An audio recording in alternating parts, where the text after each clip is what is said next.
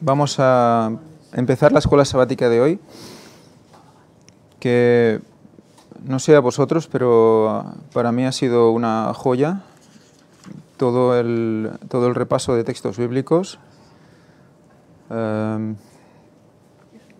Solo me ha llevado a más reflexión sobre lo que hemos visto en el himno también, cómo ser salvo.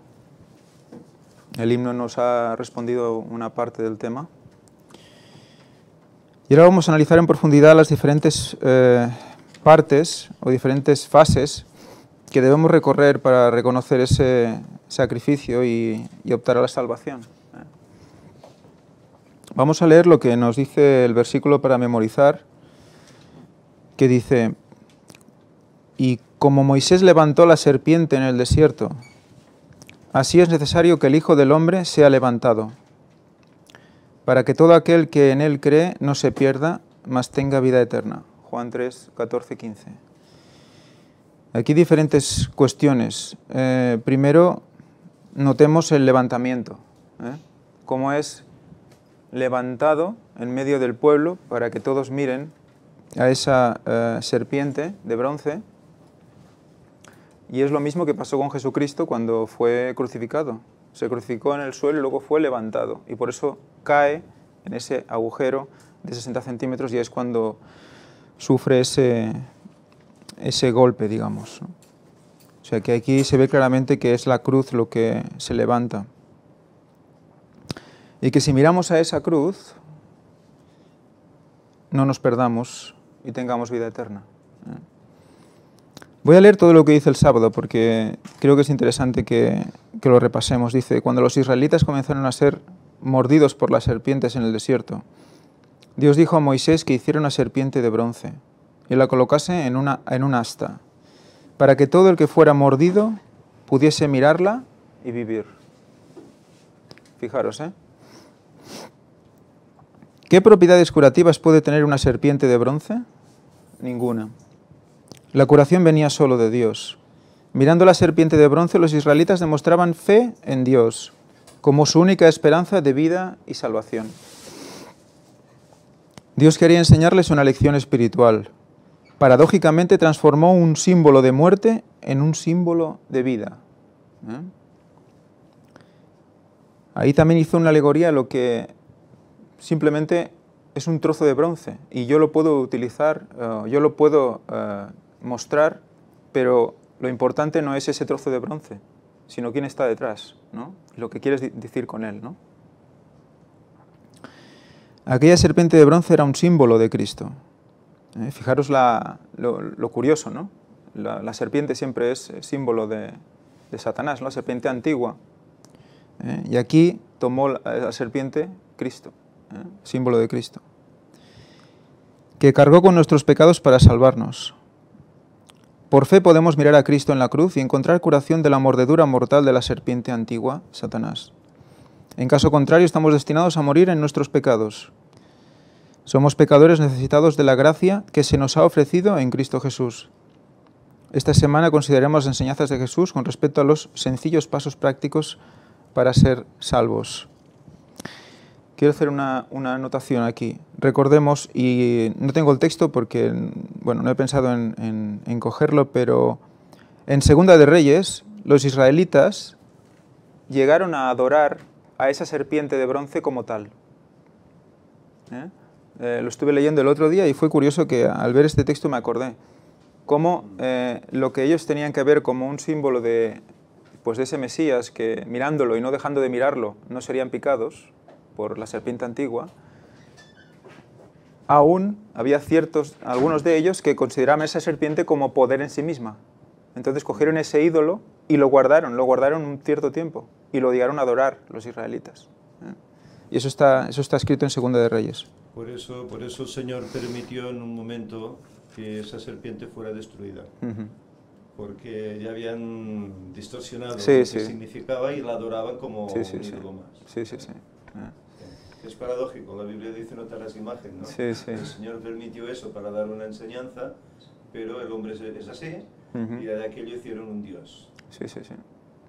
Yo más que verlo, más que verlo como un ídolo o una imagen, lo veo como un soporte externo para ayudar al pueblo a que, viendo algo físico, se acuerde de lo espiritual, porque el hombre, tenemos que acordarnos de que no tenía ese sentir del Espíritu de Dios entre medio de ellos. Entonces eso era como una ayuda visual a nuestra torpeza de ver, ¿no? Claro, si el hombre fuera estado preparado para ver o para notar el Espíritu de Dios en ese momento, no fuera hecho falta eso, pero yo creo que Dios lo hizo como para una ayuda visual a que nosotros no nos olvidáramos de que Dios estaba ahí. Porque yo creo que en cada tiempo ha hecho eso, en cada tiempo, no solo entonces. Ahora tenemos Ron Wyatt, tenemos el Arca de Noé, tenemos Sodoma y Gomorra, tenemos el cruce del Mar Rojo, tenemos muchas más cosas. Tenemos descubrimientos antediluvianos, que eso nos hacen también tocar lo que físicamente sucedió, ¿no? En cada momento hay que hacer un ídolo del Arca de Noé, exacto, ¿no? Pero sí que en el momento en el momento que ellos vivían, la cultura que los rodeaba era parecido a esto, ¿no? Eran adorar a ídolos y tal, ¿no? Y un poco lo que Dios intentaba es que, utilizando lo que ellos estaban acostumbrados a vivir, pudieran dirigir sus mentes hacia Dios. Entonces utilizaba, digamos, cebos culturales de la época también para dirigirlos. Pero luego también expresaba y explicaba en los mandamientos lo que debían hacer respecto a los ídolos. O sea que debemos entender esto como una simple enseñanza concreta que pasa una vez, concretamente, y ya está, ¿no? En la lección del domingo nos dice, lee Lucas 5, 27 al 32, y a ver si alguien puede coger su Biblia y leer Lucas 5 del 27 al 32.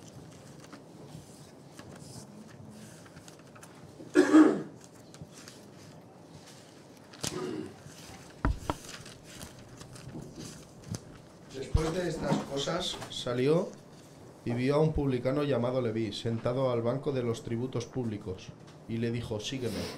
Y dejándolo todo se levantó y le siguió. Y Leví le hizo gran banquete en su casa, y había mucha compañía de publicanos y de otros que estaban a la mesa con ellos.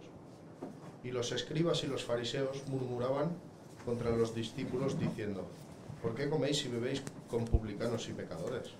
Respondiendo Jesús les dijo: los que están sanos no tienen necesidad de médico, sino los enfermos. No he venido a llamar justos, sino a pecadores al arrepentimiento. Luego nos pregunta a qué grupo pertenecemos. ¿Somos sanos o somos enfermos? ¿Somos justos o somos pecadores? ¿No? Eso es lo que es el principio del cambio. Es el principio de decir, ¿en qué punto estoy? Porque si somos justos ya no hace falta seguir. Ya está. Ya lo tenemos todo. Pero si realmente somos pecadores, alguien nos tiene que convencer de ese pecado. Pues seguimos. Leemos el último párrafo, dice: el único colirio que puede hacernos ver nuestro estado espiritual es el Espíritu Santo. Antes de cualquier otra obra que Él pueda hacer por nosotros, tiene que convencernos de pecado. Por lo tanto, si nosotros queremos seguir a Dios, si nosotros queremos acercarnos a Dios y queremos que Dios guíe nuestra vida, lo primero que debemos hacer es que el Espíritu Santo, permitir que el Espíritu Santo en todas sus llamadas, porque vimos la semana pasada que ¿qué hacía Dios constantemente? Nos estaba intentando atraer, ¿no? La definición en la Strong era arrastrar, rescatar. Bueno, sí, constantemente nosotros es como si fuéramos en una dirección y venimos ahí al Espíritu Santo diciendo: oye, ven para acá, ¿no? y nos da señales, nos da cosas para que nosotros torzamos y nos pongamos en la dirección correcta. Y por eso nos atrae, nos arrastra constantemente. Ese es el sentido de atraer. Y la idea es decirnos: mira, ¿ves? Hay pecado. Mira, ¿ves? Este es tu pecado.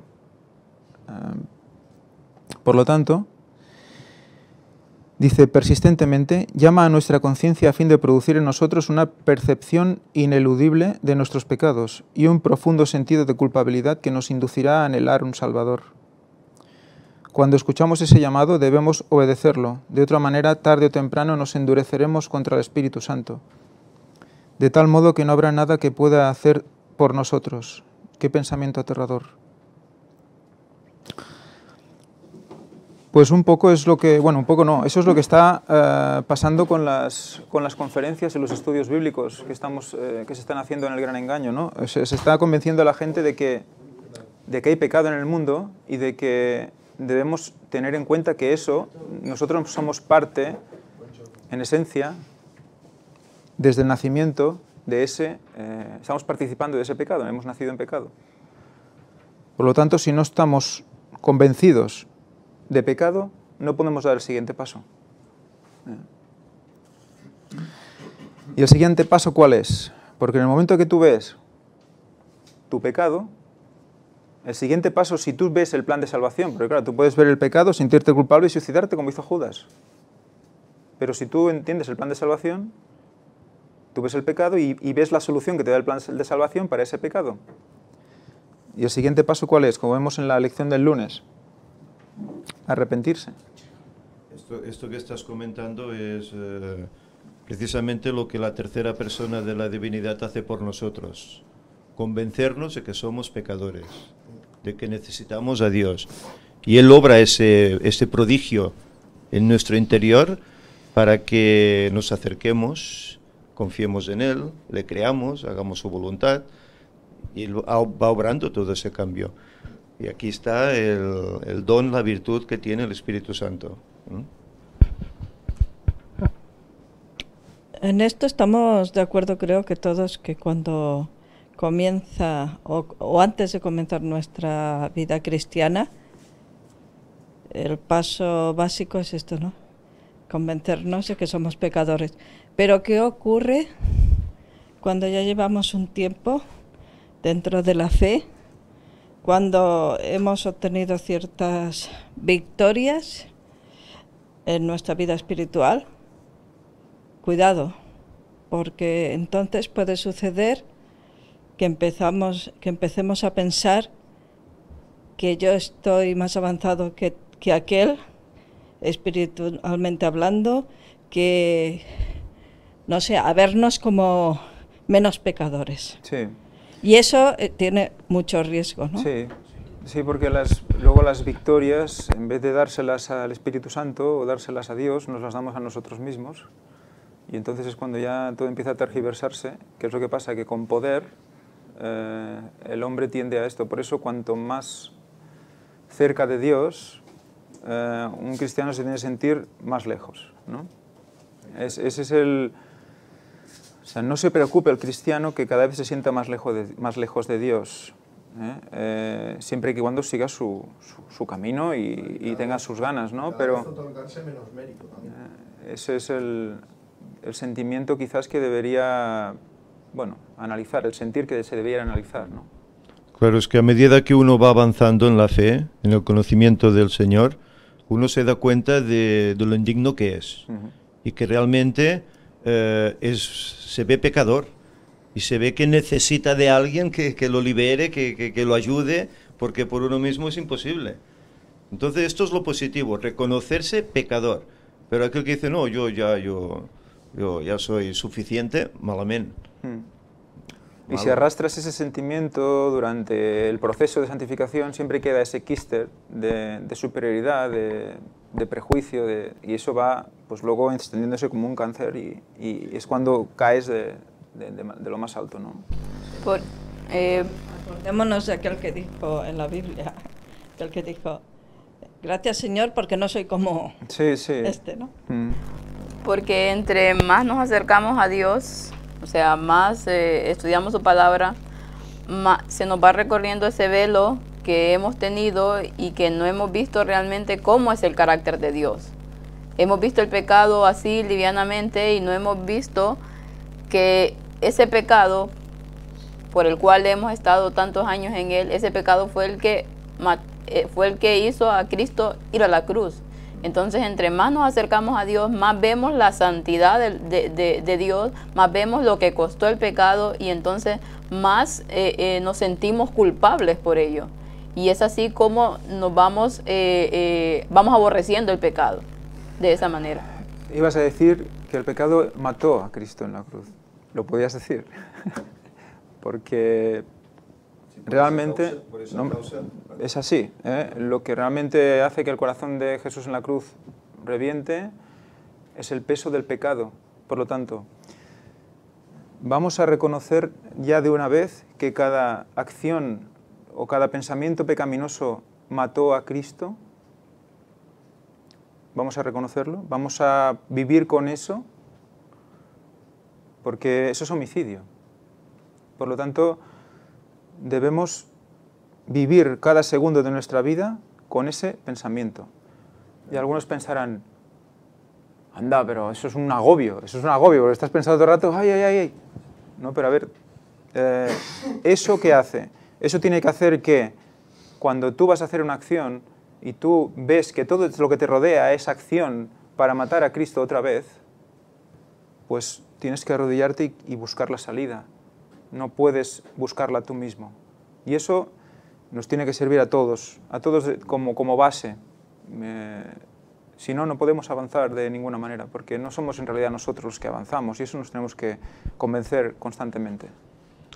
Lo que tú estás diciendo es cierto, porque nosotros como creyentes, como cristianos, cuando cedemos, cuando pecamos, cuando nos equivocamos, lo único que estamos haciendo es negar a Cristo y volver a crucificarle. Hacerlo otra vez, que tenga que morir otra vez por los pecados que yo estoy cometiendo. Es decir, que eso hay que tenerlo en cuenta. Y más porque ahora veremos en la lección de arrepentirse, en la del lunes, veremos un matiz, ¿no? Veremos eso de arrepentimiento o remordimiento. Vamos a ver la definición de las dos cosas y qué quiere decir una y qué matiz tiene la otra. Porque lo que dices es cierto, pero también hemos de recordar que el Cristo murió por todos los pecados que nosotros vamos a hacer y sabe que íbamos a hacer, ¿no? Por lo tanto, eso es lo que nos tiene que dar esperanza, ¿no? Que hemos cometido ese pecado, que eso mató a Cristo, pero que Él murió también por plan, y que eso estaba ya previsto, y por eso nosotros debemos coger ese sacrificio y superarlo también. Pero es el hecho que nosotros hemos sido llamados, hemos sido rescatados, pero cedemos y otra vez volvemos atrás, otra vez negamos, le defraudamos. Pero que hay solución. Claro, siempre hay solución. Quiere decir que ya está dada la solución. Y gracias a Dios que Él no es como nosotros, que nos perdona una y 1000 veces. Lo que quiere un poco decir es que sí, pero que no son nuevos los pecados, ya lo sabía Él. Exacto. O sea, que eso siempre nos tiene que dar esperanza, ¿no?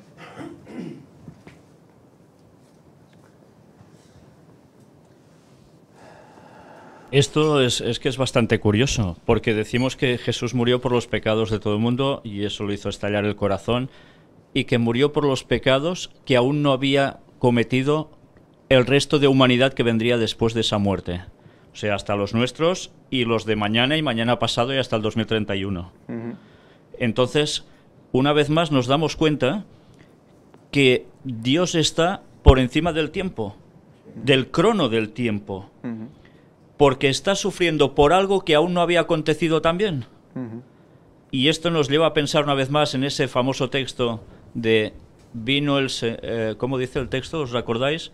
Vino el Señor con sus decenas de millares. Vino el Señor con sus decenas de millares. O sea, ya hablando de pasado, algo que aún era más que futuro en esa época.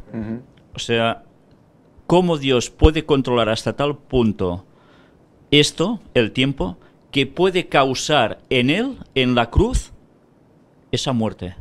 Porque ya no eran 4000 años encima de pecado, sino eran 4 más los 2000. Es como si hubiese sido puesto sobre Él todo el registro que hay en los cielos de los pecados de la humanidad directamente sobre su propia persona. De hecho, eso fue. De hecho, eso fue todo, hasta el más pequeño. Hasta el más pequeño, o lo que consideremos que es pequeño, porque cuando más cerca estás de Dios, más grande es el pequeño pecado. Más claro ves que eso no debe hacerse, porque ya es orden divina y estás desobedeciendo. Muy bien, pues seguimos con la lección del lunes, que, bueno, es más que interesante. Vamos a leer algunos textos. Empiezo a leer, dice: el reconocimiento de nuestros pecados no es suficiente para nuestra salvación, a menos que esté acompañado por el arrepentimiento, ¿no? Recordad que le preguntaron a los discípulos cuando, después de, bueno, en el Pentecostés, ¿no? ¿Qué debemos hacer para ser salvos, ¿no? Y dice: bueno, arrepentíos y bautizaos, ¿no? Arrepentíos y bautizaos, ¿eh? No bautizaos y arrepentíos. Lo dice en ese orden. Entonces el arrepentimiento es básico. Bíblicamente arrepentirse incluye 3 aspectos: reconocer que hemos pecado, sentir la tristeza por haberlo hecho y desear sinceramente no pecar más. Pero nosotros podemos decir: vale, voy a reconocer el pecado, voy a sentir tristeza por haberlo hecho, voy a desear sinceramente no pecar más. No podemos. No podemos. ¿De acuerdo? No podemos. Por mucho que lo intentemos, por mucho que pongamos de nuestra parte, no podemos. Pero en cambio sabemos de uno que puede. Pues a Él es al único que podemos acudir para que eso suceda en nosotros. No hay otro camino. Si falta uno, no hay verdadero arrepentimiento. Por ejemplo, Judas admitió su pecado, pero no lamentaba haber traicionado al Maestro. Estaba abrumado por el remordimiento, no por el arrepentimiento. Fijaros una cosa, su confesión surgió por temor a las consecuencias, no por amor a Cristo. ¿Qué diferencia creéis que hay entre un arrepentimiento y un remordimiento? Se dice que Satanás cree y tiembla. Espera. O tú o él, es igual. Bueno, yo sí que lo sé porque estoy buscando en la Strong. Y arrepentirse en el Nuevo Testamento, porque en el Antiguo es Nasham, en el Nuevo es, bueno, metaneo del griego, que significa cambiar la mentalidad de uno. O sea, me siento triste, me arrepiento y todo eso, pero tiene que haber un clic. Y otra cosa que cuando... No, que cuando decías que estamos matando a Cristo cada vez, sí, pero recordemos que la santificación es un proceso, que somos enfermos y el cocainómano no deja la cocaína de un día a otro, sino que de tomarla cada día pasa a tomarla una vez por semana, de tal, y vamos quitando. O sea, estamos matando a Cristo, pero estamos en un proceso, estamos avanzando, o sea, también un poco de consolación, porque... No, hombre, ahí lo que hemos dicho, la doble cara. Una cosa es que sí, que murió por nuestros pecados, a razón de nuestros pecados, pero también que eso estaba previsto. Por lo tanto, tiene solución. O sea, siempre tenemos que verla de los dos lados. Vale. Por eso una cosa nos tiene que decir, porque dice, no peques, ve y no peques más, es por algo, ¿no? Pero por otra parte, si pecas, yo ya lo sabía que lo harías. Por lo tanto, tengo la solución, que soy yo mismo en la cruz. Por lo tanto, siempre son esas dos visiones, la humana y la divina, ¿no? Que nos dan ese círculo que no acaba, siempre estás dando vueltas por lo mismo, ¿no? Que es lo eterno. ¿Y remordimiento lo buscaste? No, porque eso creo que no sale. No sé si sale en la Biblia la palabra remordimiento. Digo que, claro, una cosa es creer por temor, hacer las cosas por temor, y otra por amor, ¿no? Por temor dice que hasta Satanás tiembla, ¿no? Sí, sí. Cree y tiembla. Sí, sí. Pero esa no es lo que nos debe de mover al cristiano, ¿no? Por ejemplo, yo a veces pienso, ¿no? A veces hay hijos que obedecen a su padre por temor a lo que les vaya a hacer si no lo hacen. Pero ¿no sería mucho más bonito obedecerle por amor? Por respeto. Pensar que si él nos dice que hagamos tal cosa de aquella manera es porque realmente nos ama y quiere nuestro bien, ¿no? Y no obedecerle por, es que si no lo hago me va a hacer esto, me va a hacer lo otro. Y ese es... Sí, esa es una lección que todos los padres debemos aprender, la verdad. En la Escritura hay dos ejemplos en cuanto al auténtico y al no auténtico arrepentimiento, que es uno Judas y el otro Pedro. Sí. Y vemos la diferencia entre uno y otro. Sí, señor. Uno no se arrepiente sinceramente, sino bueno, tiene remordimiento por lo que ha hecho, y va y se ahorca, ¿no? Pero el otro que dice que hace, que llora amargamente, y luego se convierte en un ganador de almas. Tú lo has dicho, lo da todo, se convierte, el Espíritu Santo lo convierte. Hay una transformación de nuestro entendimiento, por eso hay conversión. Pablo dice que se basa en nuestra salvación en la transformación de nuestro entendimiento. Por eso se transforma en nuestra mente, para que luego el resto de cosas se transformen. Pero aquí lo que ha dicho ella yo lo encuentro muy importante, porque obedecer por temor, normalmente eso está dirigido hacia las personas que no tienen conciencia realmente de lo que quiere Dios de nosotros. Porque Dios quiere al que tiene conciencia de nosotros, o sea, de Él, como sería Israel hasta en el punto de la venida de Cristo, y por amor, o sea, por amor a los que lo conocían y por temor a los que no lo conocían. ¿Por qué? Porque yo, por ejemplo, yo puedo obedecer a una persona que no la conozco por temor, porque me lo transmite y lo voy a obedecer por temor. Pero una vez lo conozco y sé cómo es de bueno y sé lo que quiere para mí, lo voy a obedecer por amor. Por convicción. Por convicción y por amor, claro. La conciencia te lleva a darle el amor que Él te está dando a cambio. Pero de alguna manera, Él, diciendo eso, o sea, acepta a todo el mundo, tanto al que lo conoce como al que no, y te da la opción a que lo conozcas a través de Cristo. Sí, sí.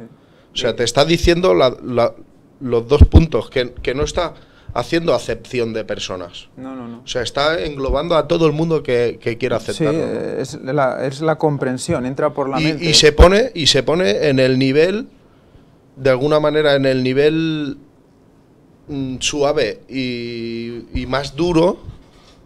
O sea, en el duro, digámoslo, sería a las personas que están más, digámoslo, en el mundo gentil, ¿no? Lo que sería, porque se tiene que poner así, porque son tradiciones más paganas, más bruscas, y se pone en los dos niveles, que tenemos un Dios omnipotente, que tiene poder para atraer a Él de forma suave y de forma dura también. O sea, Él está demostrándote su punto de poder y su punto de autoridad. A ver, la cuestión es que todos nosotros tenemos un camino que queremos recorrer, y solo lo sabe Dios cuál es. Solo sabe Dios lo que tú necesitas para llevarte al arrepentimiento. Porque lo vamos a ver ahí. Tú no puedes arrepentirte por ti mismo. O sea que si Dios cree que con así vas a ver, pues será así. Y si cree que tienes que romperte una pierna para aprender, pues será así. Y si cree que leyendo un capítulo vas a aprender, será así. O sea, lo que suceda a un cristiano es para bien, siempre lo dice la palabra de Dios. Por lo tanto, ese camino que nos toca vivir a cada uno, debemos tomarlo como, pues como un regalo, porque nos está diciendo lo que necesitamos para ser mejores. No como qué mala suerte que me ha pasado esto, ¿no? O sea que cada uno vamos a recibir las pruebas necesarias para, si las queremos aceptar, para seguir hacia adelante, ¿no? Una puntualidad. Bueno, que viene a decir lo mismo que se ha dicho, vale, básicamente, pero que si, por ejemplo, una persona obedece a alguien por temor, cuando no está esa persona, esta otra que la ha obedecido por temor, deja de hacer aquello. Porque como ahora ya no me ve, sí, dejo de hacer aquello. En cambio, si lo obedeces por amor, como es que Dios quiere que se hagan las cosas, esa persona, aunque no esté aquella, seguirá haciendo aquello porque sabe que es aquello lo correcto y porque quiere a esa persona, ¿no? Es la diferencia, ¿no? Sí, sí, es precioso eso. Cuando alguien, bueno, siendo padre, cuando un hijo ves que hace algo y lo hace aunque no estés, dices, ostras, qué impresionante, ¿no? Pero lo vuelves y dice, ¿qué has hecho? Dices, no lo estoy haciendo bien. Muy bien, pues arrepentimiento en el diccionario dice, pesar de haber hecho algo. Remordimiento, pesar interno, después de una mala acción. ¿Vale? Hay un matiz. Cuando tienes un remordimiento es porque sabes que lo que has hecho está mal. Pero un arrepentimiento quiere decir que alguien te ha mostrado que lo que has hecho está mal. Pero no lo sabías. Pero no tenías conciencia de que eso estaba mal. Entonces, ¿qué hace el Espíritu Santo? Te dice, mira, eso está mal. Te quiebras, te entristeces y te arrepientes por tu sinceridad. Pero si coges ese sentimiento y lo elevas otra vez y dices, no, sigo con lo mío, entonces ahí ese intento del Espíritu Santo constante, al final se diluye. Al final ya no tiene sentido, no lo oyes. Por eso debemos cogerlo en el momento que lo sentimos, ese quebrantamiento, porque hemos visto lo que hemos hecho mal, porque nos ha mostrado pecado. ¿Y cómo nos lo muestra? Por la ley. Una vez entiendes, estudias la ley y ves que eso era pecado. Entonces te arrepientes. Por lo tanto, si os fijáis, el Espíritu Santo convence de pecado. Nos muestra la ley para que identifiquemos el pecado. Y eso nos lleva ¿a qué? Al arrepentimiento. Pero ¿quién da el poder para arrepentirnos? Vamos a leer diferentes textos. Hechos 11:18 y Hechos 5:31. Si lo tenéis por ahí. Hechos 11:18 y 5:31.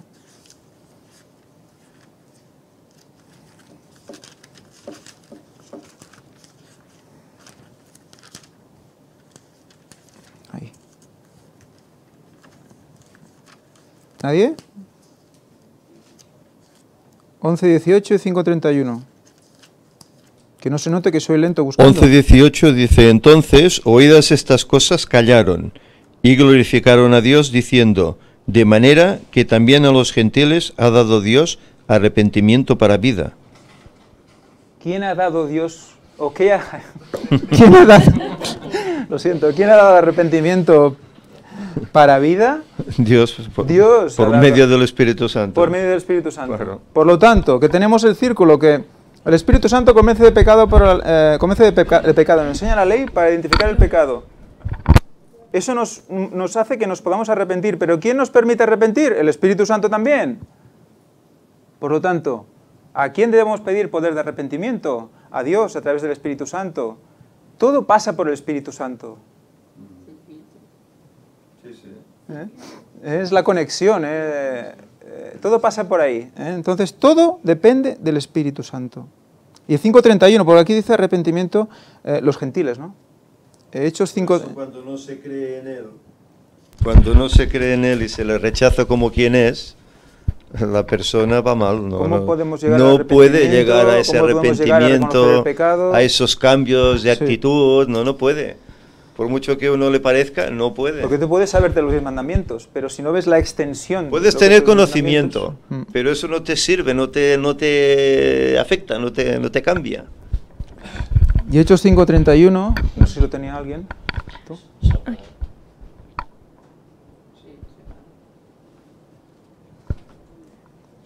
A este lo ha enaltecido Dios con su diestra como príncipe y salvador, para dar a Israel arrepentimiento y perdón de pecados. Por lo tanto, a los gentiles... No, porque yo estoy haciendo los índices de las conferencias y estaba haciendo lo del santuario. ¿Con qué mano? Con su diestra. Yo. Sí. Ya, tenía que hacer el apunte.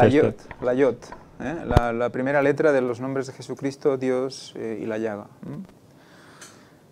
Pues, por lo tanto, por un lado tenemos que en Hechos 11:18 nos dice que lleva arrepentimiento Dios a los gentiles, a través del Espíritu Santo, pero también a Israel. O sea que no se escapa nadie.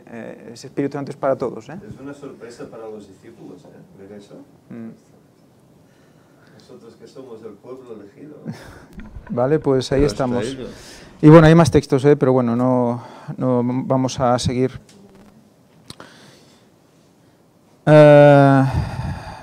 Pablo afirma que la benignidad de Dios nos guía al arrepentimiento. Hay una cita de Elena White que dice: no nos arrepentimos para que Dios nos ame, sino que Él nos revela su amor para que nos arrepintamos. Dios nos ama igual, nos arrepintamos o no, pero prefiere que nos arrepintamos, porque así recibiremos la salvación. Por lo tanto, por eso permite que nos arrepintamos, por eso nos da el don del arrepentimiento a través del Espíritu Santo. Ese es el regalo. Muy bien, seguimos. Sí. Muy bien, pues creer en Dios. Yo he puesto la lección del martes que creer en /a Jesús. porque hay que creer en Jesús, pero hemos dicho Satanás también cree en Jesús, pero creer a Jesús es básico. Todo lo que dijo. Nos habla de la fe, y hay un concepto aquí de la fe muy interesante porque dice, a una mujer que había vivido una vida pecaminosa, Jesús le aseguró, tus pecados te son perdonados, tu fe te ha sanado. Salvado también, vemos que el significado es el mismo. Lucas 7, 48, 50. ¿Qué significa esto? ¿Que nos salva nuestra fe? Tu fe te ha salvado. ¿Significa esto que nos salva nuestra fe? Nos salva Cristo por medio de nuestra fe. Vale, porque aquí hay una cosa muy interesante. Para llegar a Cristo. Sí, el concepto del fe, porque si tú te fijas, si tú vas a cualquier, yo no he ido, pero por lo que he podido ver y escuchar de gente que ha ido y los conceptos que se venden, la autoayuda y cuando te animan, ¿no? Con ese, ten fe. Decíamos, la fe, últimamente, o lo que es, en el mundo hablan de la fe, es tú ten fe en que vas a encontrar trabajo, tú ten fe en que en tu vida, en tu amigo, tira para adelante, ten fe. Ya está. Ten fe. Y ahí se queda, ahí se acaba todo. Ten fe. Pero cuando se la pegan, pues se hunden. Porque ¿fe en qué?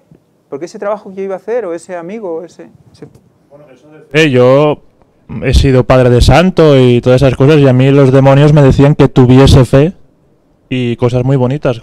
Luego ya seguirá Ángel, pero a mí hasta los mismos demonios me han dicho que tenga fe y de una forma maravillosa y preciosa, me lo han dicho. O sea. Por eso que es la fe, ¿nos salva la fe en sí misma? No, es la fe en el que salva. Y hay textos como por ejemplo Romanos 5, 1 y 9.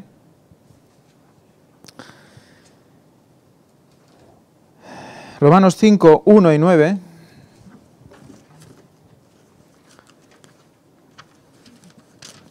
Venga, va, el que lo tenga que lea. Romanos 5, 1 y 9.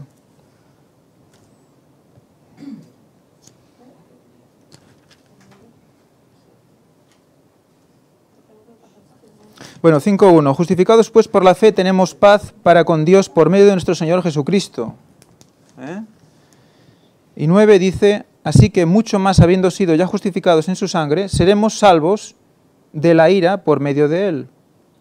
Por lo tanto, justificados en su sangre. Y en otros textos que tengo aquí apuntados dice justificados por la fe de Jesús. Fe de Jesús. No nuestra fe. ¿Cómo es nuestra fe? ¿Cómo dice Jesús que es nuestra fe? Como si tuviéramos como qué, como un grano de mostaza. Moveríamos montañas. Y eso nos va a salvar, ¿no? Eso nos va a salvar. Es la fe en el Salvador, la fe en la fe de Jesús, que era inquebrantable. La fe en que Jesús tuvo suficiente fe para seguir y ser perfecto, siendo hombre. Hombre y Dios, pero bueno. Ya nos entendemos.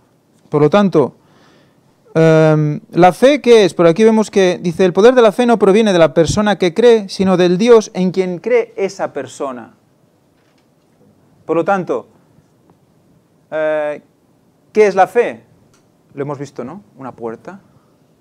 La fe es una puerta en la que pones tú a disposición tu mente de aquel a quien tú depositas tu confianza, porque fe y confianza están ligados. Por lo tanto, ¿tengo fe en el Dios en mayúsculas o tengo fe en los dioses minúsculas? Porque si son minúsculas hay más de uno. Si es mayúscula solo hay uno. Depende del poder que tenga esa persona que crees o ese ser que crees. También, ¿no? Bueno, tú tienes que dirigir tu fe a alguien. No podemos vivir sin creer en algo o alguien. Es imposible. No, tú crees en algo. Tú cuando te levantas crees en algo. Los que no creen también creen, aunque crean que no creen. Por lo tanto, debemos dirigir esa fe al sitio adecuado para que nuestra vida tenga sentido y lo que está a nuestro alrededor no nos distraiga de lo que realmente importa. Como dice David, con oración perseverante, hay que pedirlo. Bueno, eso sí. Exacto. Si el Espíritu Santo es el que nos da, evidentemente, ¿cómo podemos reclamar esa promesa también? ¿En qué creeremos? ¿Un Dios todopoderoso, como es el Dios que nos habla la Biblia? ¿O en cualquier otro ser? Que ya no es ese ser todopoderoso. Pues seguimos el miércoles. Nos hacen leer Mateo 2 al 14, que nos habla de la 22, del 2 al 14. Y nos ha dicho Víctor que un compañero ha dicho que evidentemente debemos pedir esa fe en oración. Y eso es básico, ¿de acuerdo? Cuando oremos, pedir por más fe. ¿Por qué nos da la fe? Nosotros, ¿no? Dios también. ¿Lo veis que todo viene del mismo? Todo viene del Espíritu Santo. Es lo que nos provee para poder tirar adelante. Mateo 22. Mateo 22, del 2 al 14, nos dice la parábola del banquete de bodas. El reino de los cielos es semejante a un rey que preparó un banquete de bodas para su hijo y envió a sus siervos a llamar a los convidados a las bodas, mas estos no quisieron venir. ¿Vale? Lo envió una vez. Volvió a enviar a otros siervos 2 veces, diciendo, decid a los invitados, mirad, ya he preparado mi banquete, mis toros y mis animales engordados han sido matados y todo está a punto, venid a las bodas. Mas ellos, sin hacer caso, se fueron, uno a su labranza y otro a sus negocios, y otros, echando mano de los siervos, los maltrataron y los mataron. En el segundo intento. Al oírlo el rey se enojó y enviando sus ejércitos destruyó a aquellos homicidas y quemó su ciudad. Después dijo a sus siervos, el banquete está a punto, mas los que fueron invitados no eran dignos. Id pues a las encrucijadas de los caminos y llamad a las bodas a cuantos halléis. Por lo tanto, ¿qué pasa? Tenemos que... ¿Cuáles eran los que en principio eran el pueblo de Dios, que eran llamados y lo negaron? ¿Quiénes eran? Pueblo judío, ¿no? ¿Y luego qué pasa? Cuando Esteban muere, esto ya empieza se pasa el evangelio a los gentiles, ¿cierto?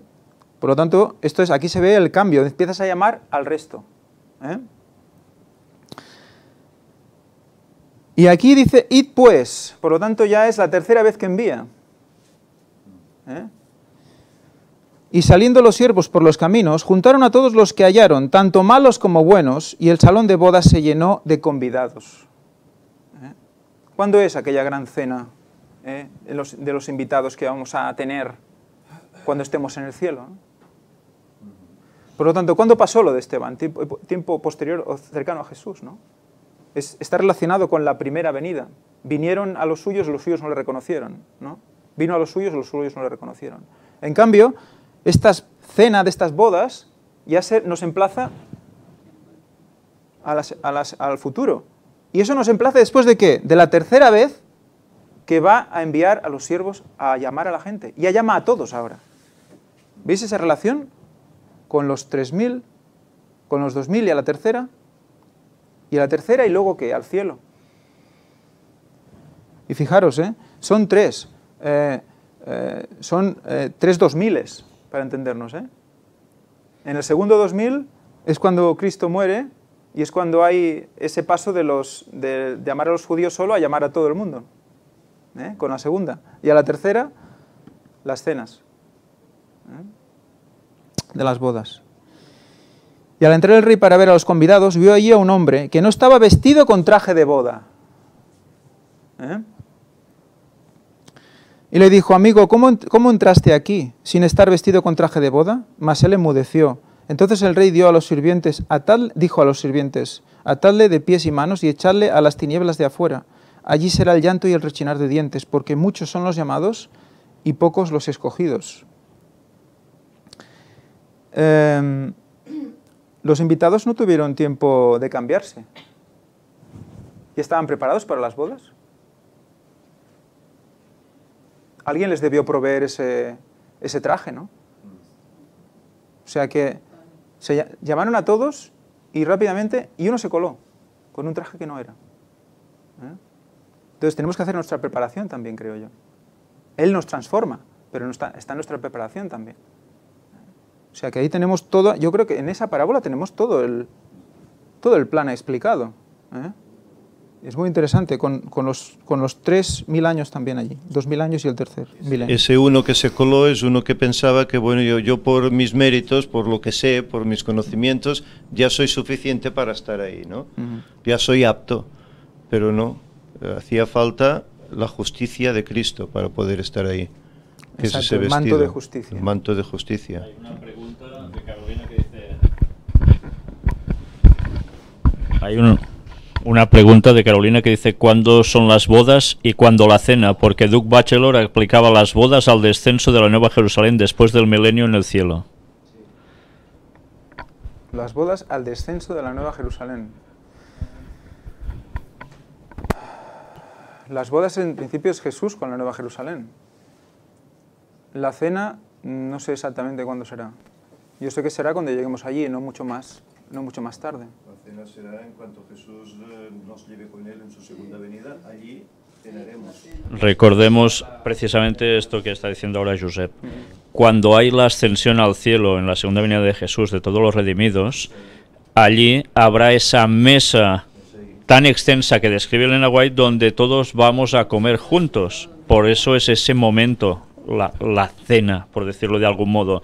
Ya sabes que cuando se habla de cena no solo es porque se coma de noche, sino porque la cena, recordemos el texto de Apocalipsis también, cenaré con él, es el momento de comunión más íntima entre las personas, entre los comensales en esos momentos. Entonces, esto hay que tenerlo presente. Por eso, bueno, interpretaciones puede haber, pero hay cosas que debemos tener claras en este concepto de lo que tiene que venir. Y si es 7 días después, será otro sábado, esa cena, ¿no?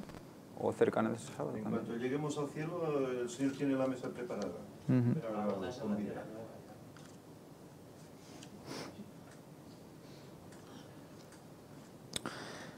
Al igual que en esta parábola, Dios provee el vestido que necesitamos. Él hizo túnicas, pieles, esto es de Elena White.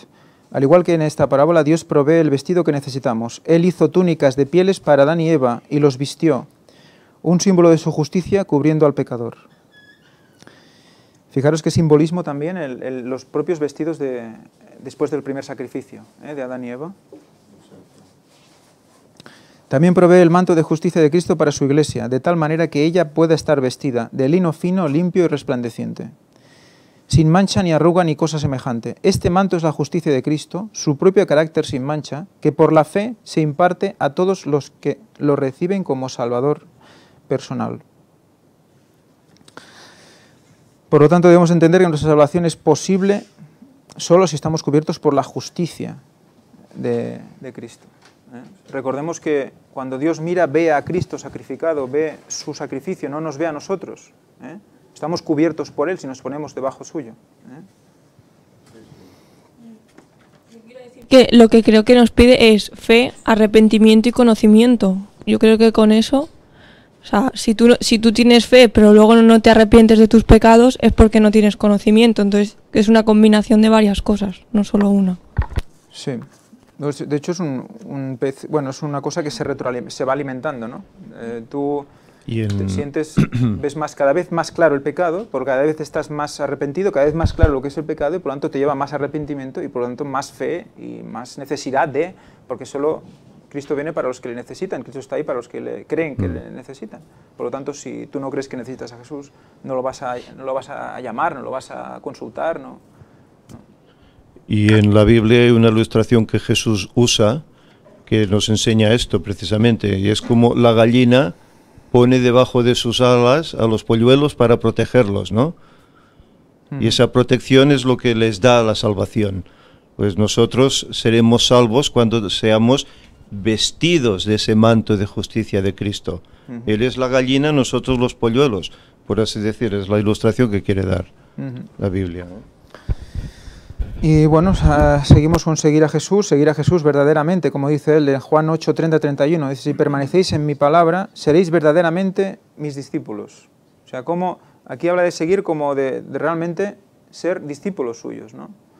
O sea, ¿cómo seremos tus discípulos? Si permanecéis en mi palabra, seréis verdaderamente mis discípulos. O sea, ahí está matizando, porque hay muchos que pueden llamarse discípulos o pueden querer llamarse discípulos. Pero no solo es creer en, sino creer a. Sí, también. Ser verdaderamente mis discípulos. Si permanecéis en mi palabra. También necesitamos estar en guardia contra el riesgo opuesto de pensar que lo único que importa es creer en Cristo. Fijaros, lo único que importa es creer en Cristo. Otra vez estamos en lo mismo, ¿no? Yo creo en Dios, yo creo en Jesús, vale. Pero está el resto, porque creer a Cristo es creer que van a pasar una serie de cosas en el tiempo final, que se van a cumplir toda una serie de cosas y que las tenemos que esperar para que no nos sorprenda como ladrón. Por lo tanto, está la fe en creer en Cristo, creer a Cristo. No podemos olvidar la doctrina, las creencias que Dios nos imparte a través de los mandamientos y toda su palabra, y luego la verdad presente, que eso nos va a presentar a Cristo como es en realidad. Elena White nos lo dice así también. Y el vivir y practicar todo eso. No solo tener el conocimiento y ya está. Claro. Es el vivirlo, el día a día, no solo el sábado. Vivir la fe. Sino los 7 días de la semana. Y estemos con quien estemos. Dar testimonio. Es esa la manera de creer a Cristo.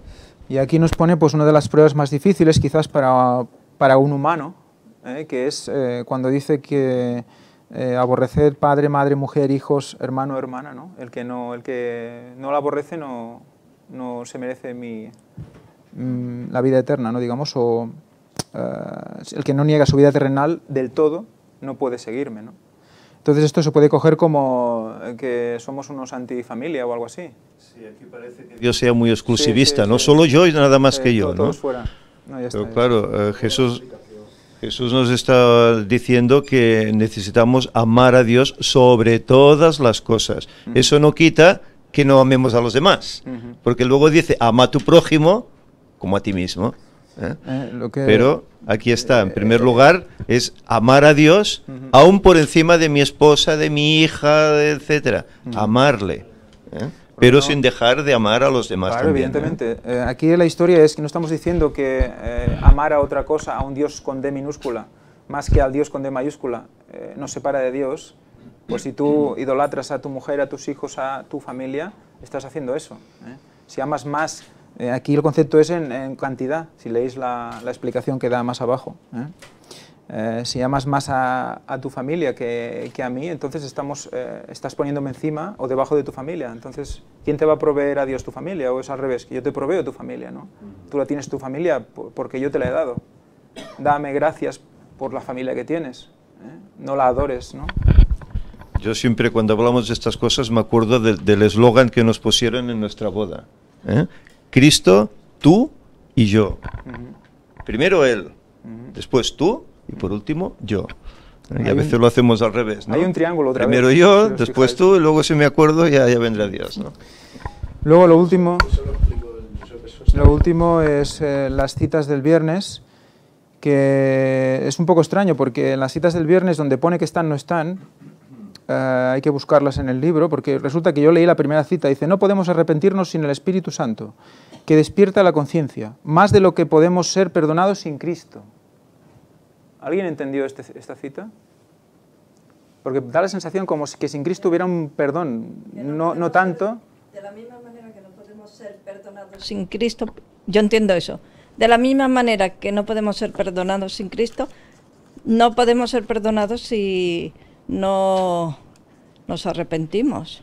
Sí, eso es lo que quiere decir. Pero yo cuando lo estuve leyendo, tal y como estaba puesto aquí, veía un resquicio en el que no veía que daba la sensación como que... Entonces lo busqué y en la página esa no está, está en otra, está en la 36, que dice, tan imposible. Claro, es mucho más claro, no da ninguna probabilidad, no es ni más ni menos, ni menor ni mayor. Tan imposible es arrepentirse sin el Espíritu de Cristo, tan imposible es arrepentirse sin el Espíritu de Cristo, perdón, si el Espíritu de Cristo, ya me he liado con la otra, tan imposible es arrepentirse si el Espíritu de Cristo no despierta la conciencia como lo es obtener el perdón sin Cristo. Si tan imposible es arrepentirse si el Espíritu de Cristo no despierta la conciencia, como lo es obtener el perdón sin Cristo. Es imposible sin el Espíritu y es imposible el perdón sin Cristo. Las otras cosas son imposibles. El arrepentimiento es imposible sin el Espíritu de Cristo.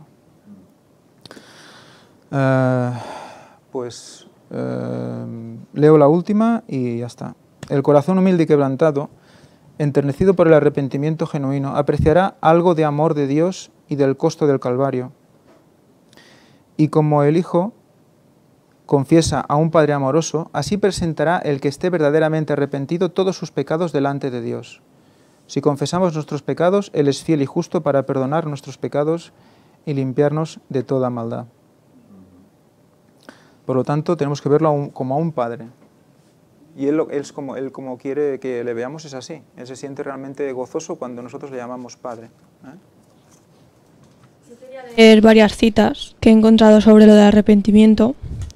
La primera es la de Hijas de Dios y dice: los insté a que comprendieran la necesidad de un profundo arrepentimiento, la confesión y el abandono de los pecados que habían ahuyentado al dulce Espíritu de Cristo de la Iglesia. Otra, que es de Camino de Cristo, dice: el arrepentimiento comprende tristeza por el pecado y abandono del mismo. Y luego, por último, uno más largo, dice: muchos no entienden la naturaleza verdadera del arrepentimiento. Muchas personas se entristecen por haber pecado y aún se reforman exteriormente, porque temen que su mala vida les acarree sufrimiento. Pero esto no es el arrepentimiento en el sentido bíblico. Lamentan el dolor más bien que el pecado. Tal fue el pesar de Esaú cuando vio que había perdido su primogenitura para siempre. Balaam, aterrorizado por el ángel que estaba en su camino con la espada desenvainada, reconoció su culpa porque temía perder la vida, mas no experimentó un sincero arrepentimiento del pecado. No cambió de propósito ni aborreció el mal. Luego otras que tengo son: la virtud proveniente de Cristo es la que nos induce a un arrepentimiento genuino. El corazón humilde y quebrantado, enternecido por el arrepentimiento genuino, apreciará algo del amor de Dios y del costo del Calvario. Y con el Hijo se confiesa a un Padre amoroso. Así se presentará el que esté verdaderamente arrepentido de todos sus pecados delante de Dios. O sea, yo lo que entiendo aquí son varias cosas. Primero, hay que arrepentirse de corazón. Porque si tú te sientes arrepentido porque, a ver qué me va a pasar, eso no es un arrepentimiento, eso es preocuparte por ti mismo. Luego, confesarse. Dios ya sabe que has pecado y que estás mal. Pero tú cuando oras tienes que decir: lo siento de corazón. O sea, tienes que reconocer tu error. Y por último, hay que abandonar el pecado. Es decir, si tú te arrepientes, pero luego se te presenta la misma situación y dices: bueno, es igual, entonces el arrepentimiento tampoco tiene mucho sentido. Y es una reflexión que quería hacer. Sí, un poco lo que estábamos comentando durante la lección es eso, que ese poder de realizar eso no lo puedes decidir tú, en el sentido de decir: voy a arrepentirme, voy a hacerlo de corazón. Te tiene que venir ese arrepentimiento, y si realmente no viene es que, pues eso, ¿no? Algo está pasando y tenemos que, quizás nuestra vida debe cambiar de alguna manera, ¿no? El hecho hace el pensamiento el acto, y eso debemos recordarlo. Pero bueno, es muy claro. Esas son algunas de las que tenía también pilladas aquí. Camino a Cristo, tenéis que leerlo 2 o 3 veces a la semana, y yo creo que con eso es suficiente. Letra muy grande, letra para gente con gafas como yo, y venga, que Dios os bendiga.